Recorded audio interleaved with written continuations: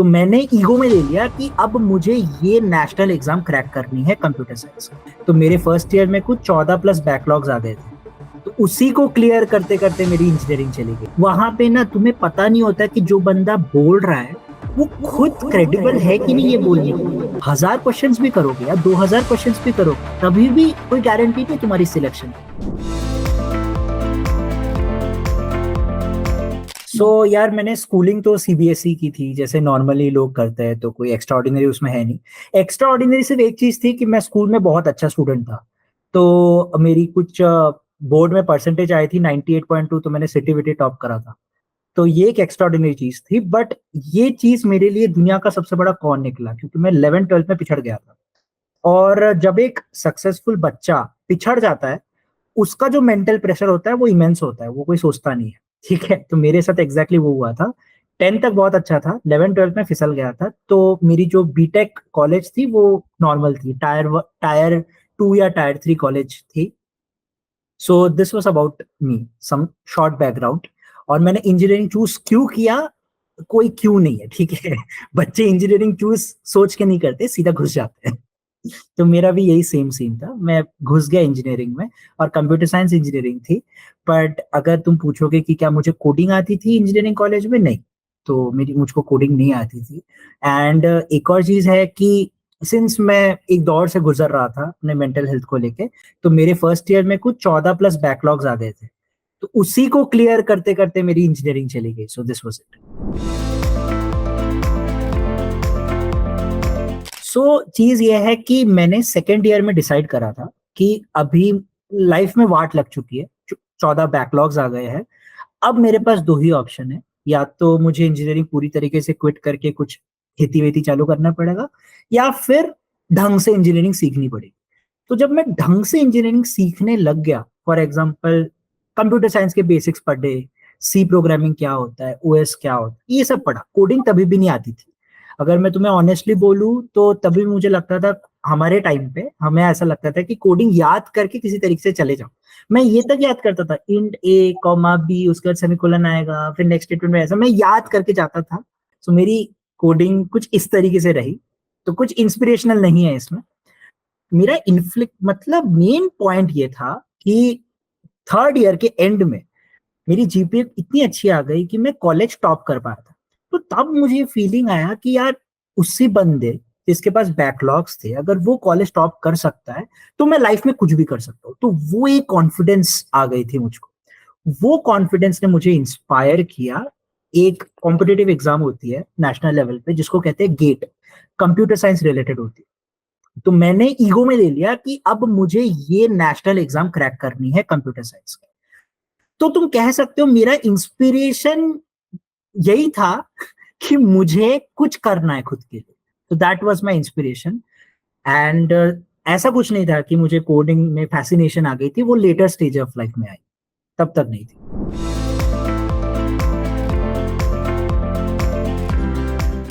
उस टाइम पे मैं क्या करता था कि कुछ तो समझ में आती नहीं थी। तो कंप्यूटर साइंस को लेके ना मैं नेट पे सर्च करता रहता था, अलग अलग वेबसाइट से उस टाइम पे। तो कोई 200 रुपए पर घंटा, 100 रुपए पर घंटा ऐसा चार्ज करता था उस टाइम पे। और मैं अपनी एक्टिवा लेके उनके प्रॉपर घर तक जाता था पूछने के लिए कि यार जावा करनी चाहिए, पाइथन करनी चाहिए, सेलेनियम करनी चाहिए, क्योंकि कुछ पता ही नहीं है ये सब हो क्या रहा है लाइफ में। फुल स्टैक करनी चाहिए, तो मैं ये सब करता था। बट ऑब्वियसली उससे रिजल्ट्स नहीं मिले। तो मैं यूट्यूब पे भी बहुत ऑब्वियसली टाइम गुजारता था ये चेक करने के लिए कि कहीं से कुछ डायरेक्शन मिल जाए कि क्या गेट देनी चाहिए, गेट के बाद क्या करनी चाहिए, प्रोडक्ट बेस्ड कंपनी और सर्विस बेस्ड कंपनी होती क्या है, इंडस्ट्री में कैसे काम होता है। फिर मुझे कोडिंग निंजास के कुछ वीडियोस दिखे, इंसेप्शन वाले वीडियोस, ठीक है। उस टाइम पे अंकुश सिंगला सर ऐसे वीडियोस बनाया करते थे, ठीक है। तो फिर मैंने कपल ऑफ वीडियोस देखा कोडिंग निंजास के, और मुझे आइडिया पड़ गया कि अच्छा एक स्टार्टअप है, क्योंकि वो स्टार्टअप फेज में ही था। तो उस टाइम पे तो एक स्टार्टअप है जो इस पर्टिकुलर चीज पे काम करता है, करियर अपॉर्चुनिटी। तो मैंने एनरोल। और बात रही मेंटोरशिप की, बहुत ज्यादा जरूरत होती है, क्योंकि फॉर एग्जाम्पल अगर तुम्हारे कमरे में अंधेरा है तो टॉर्च की जरूरत है, वरना कहीं ठुक जाओगे। तो वही गेम है कि मेंटरशिप से हमें पता चलता है कि रेज्यूमे कैसे बनाते हैं, ऑफ कैंपस कैसे अप्लाई करते हैं, है ना। Coding, data structures and algorithms में भी पैटर्न्स होते हैं, उसको कैसे फिगर आउट करते हैं, फुल स्टैक में क्या क्या चीजें करनी चाहिए, रेफरल कैसे मांगते हैं। तो ऐसी बहुत सारी चीजें जो एक बच्चे को पता नहीं होता, और मुझे वक्त के साथ साथ मेंटोर गाइडेंस से ही धीरे धीरे धीरे धीरे पता चला। तो एक सबसे बड़ी प्रॉब्लम अनस्ट्रक्चर्ड पार्ट में ये होती है, पॉइंट नंबर 1, कि यार वहां पे ना तुम्हें पता नहीं होता कि जो बंदा बोल रहा है वो खुद क्रेडिबल है कि नहीं ये बोलने के लिए। खुद कुछ उखाड़ना भी तो चाहिए अगर तुम ज्ञान दे रहे हो तो। तो सबसे बड़े मेरे को तो ये डाउट होती थी कि सही बोल रहा है ना ये। सेकंड, जब मैं कोडिंग निंजा से किया तब मुझे ये डाउट नहीं था, क्योंकि क्रेडिबिलिटी ऑलरेडी थी। अंकुश सिंगला सर आईआईटी से है, तरह तरह के गूगल अमेजोन वाले बंदे ऑलरेडी थे कोडिंग निंजास में। तो मुझे ये पता था जो ज्ञान मुझे मिल रहा है वो सत्य है, इसके ऊपर डिबेट करने की जरूरत नहीं। दूसरा पॉइंट ये है कि असेसमेंट एक बहुत ज्यादा जरूरी होती है लर्निंग प्रोसेस। फॉर एग्जाम्पल, तुम्हें अगर स्विमिंग सीख रहे हो तो पानी में उतरना जरूरी है, you need to test yourself. जब मैं अनस्ट्रक्चर्ड वे में लोगों से गाइडेंस लेता था तो मैं खुद ही कर रहा होता था, खुद कुछ क्वेश्चंस लगा ले, ये लगा लिया, वो लगा लिया। बट बाद में पता चला कि अगर तुम 1000 क्वेश्चंस भी करोगे या 2000 क्वेश्चंस भी करोगे, तभी भी कोई गारंटी नहीं तुम्हारी सिलेक्शन की। हो सकता है कि तुम सिर्फ इजी क्वेश्चंस कर रहे हो सकता है कि तुम एक ही पैटर्न के क्वेश्चंस बार बार करे जा रहे हो। तो ये आइडिया मुझको मिल गया कोडिंग निंजा ज्वाइन करके कि अच्छा ये पैटर्न्स के क्वेश्चंस करने चाहिए, इस तरीके के क्वेश्चंस पूछे जाते हैं प्रोडक्ट बेस्ड कंपनीज में। तो एक आइडिया मिला। तो सेकंड इज कंटिन्यूअस असेसमेंट, क्योंकि कोडिंग निंजास में मुझे वो एडिटर मिला जिसमें हम क्वेश्चंस को रन करते हैं, टेस्ट केसेस होता है, लेवल बाय लेवल धीरे धीरे बढ़ती है। तो वो एक आइडिया मिल गया। Third is doubt solving. मेरे टाइम पे क्या होता था कि अगर मुझे सपोज कि किसी चीज में डाउट आ गया, मैं हूँ उस पे स्टक 2 या 3 दिन तक, फिर मैं गिव अप करूंगा, फिर नेक्स्ट वीक फिर से स्टार्ट करूंगा, ये होता था। कोडिंग निंजास में ये प्रॉब्लम नहीं थी, क्योंकि टीचिंग असिस्टेंट्स बोल के एक चीज था उस टाइम पे। तो मैं फटाफट अपने डाउट्स लिख देता था चैट विंडो पे और वो लोग सॉल्व कर देते थे। तो इस तरीके से मेरी कोडिंग जर्नी काफी एनहांस हो गई जो मैंने कोर्स ली थी।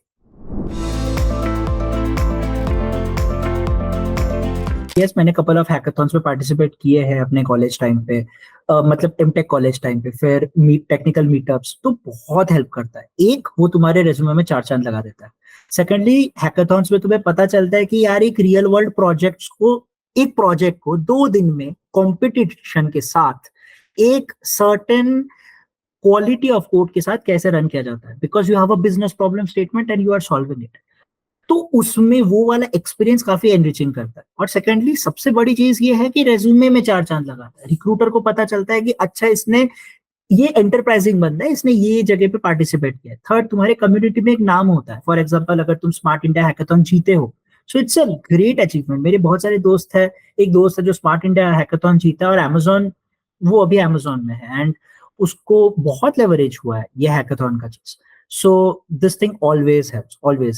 और सेकेंडली, बात रही टेक्निकल मीटअप्स की, तो टेक्निकल मीटअप्स तो बहुत जरूरी होते हैं। अभी भी क्वालकॉम के अंदर हम तरह तरह के टेक्निकल मीटअप्स करते रहते हैं। For example, AI driven technical meetups होती है। लो मेमोरी चिपसेट के बीच में एक टेक्निकल मीटअप था जिसमें हमें बहुत सारी चीजें सीखने का मौका मिला। We went to other companies and stuffs like that.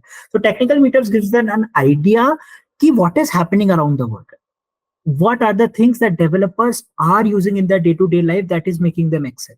So technical meetups and hackathon बहुत जरूरी है as a student. This will always help you in your career.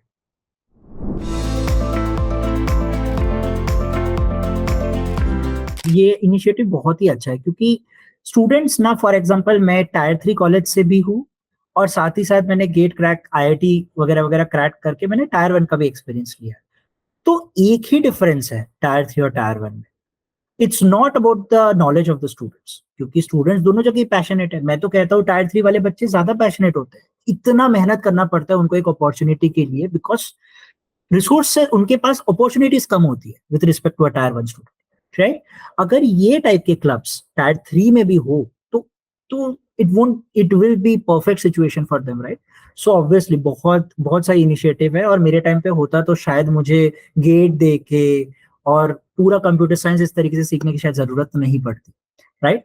और बात रही जीसॉक की, सो ओपन सोर्स कंट्रीब्यूशन अगर बच्चा स्टार्ट कर दे टायर 3 कॉलेज से और फर्स्ट ईयर से या सेकंड ईयर से, सुपर, राइट। बिकॉज वो तुम्हारे रेज्यूमे में एक चीज समझ में आता है कि तुमने ओपन सोर्स में कंट्रीब्यूट करा है to no development, right? You have contributed something to some real world projects, शायद किसी कंपनी में, शायद तुमने रेड हैट में कंट्रीब्यूट किया है some. So the thing is that it's super. So yeah, it will always help students. मेरे time पे होता तो बहुत अच्छा होता.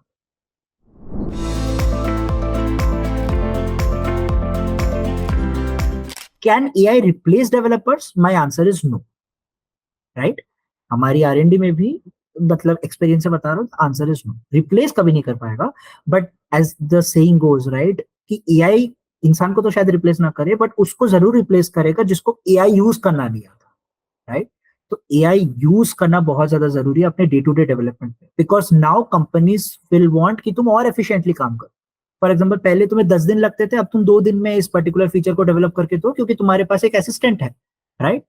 वो डिबग करके देगा तुम्हारे. So use these techniques. Like for example, मैं डॉक्यूमेंटेशन के लिए एआई यूज करता हूँ, डिबगेबिलिटी के लिए एआई यूज करता हूँ, कोई नया लैंग्वेज सीखना है उसके लिए एआई यूज करता हूँ. फॉर एग्जांपल, कुछ नया लैंग्वेज पे बीच में काम किया था, सो आई वांटेड कि ये पर्टिकुलर प्रोग्रामिंग लैंग्वेज में मैंने लिखा, उसको कन्वर्ट कर दे भाई इस लैंग्वेज, उसने कन्वर्ट करके दे दिया, आई इंप्लीमेंटेड इट.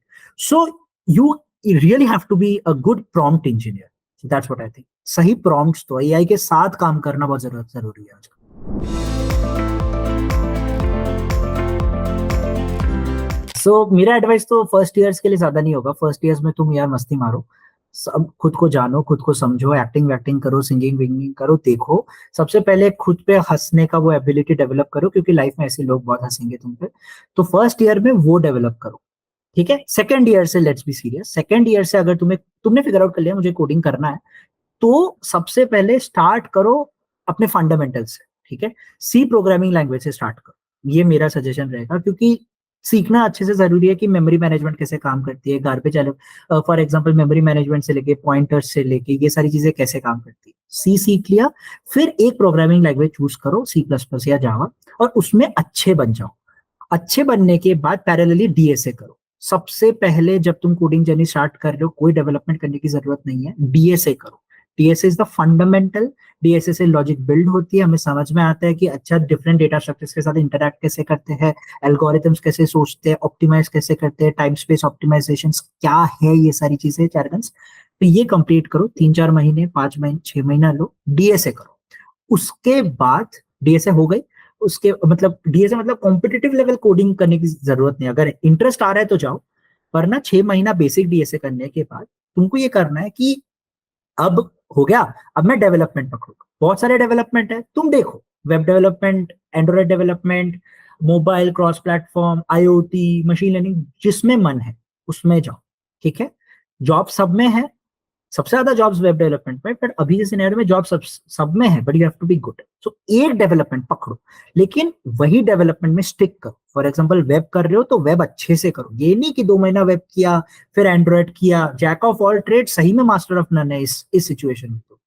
तो अगर वेब डेवलपमेंट पकड़ रहे हो, be very good in web development. अच्छे से फ्रंट एंड बैक एंड सीखो, डिप्लॉय करो, तुम्हारा लिंक रेज्यूमे में होना चाहिए, और यही करते रहो तो 2 साल में तुम एक अच्छा इंजीनियर बन जाओगे. तो 6 महीना डीएसए के बाद rest of the time DSA 2 घंटा प्लस डेवलपमेंट. सो ये मेरा टेक रहेगा.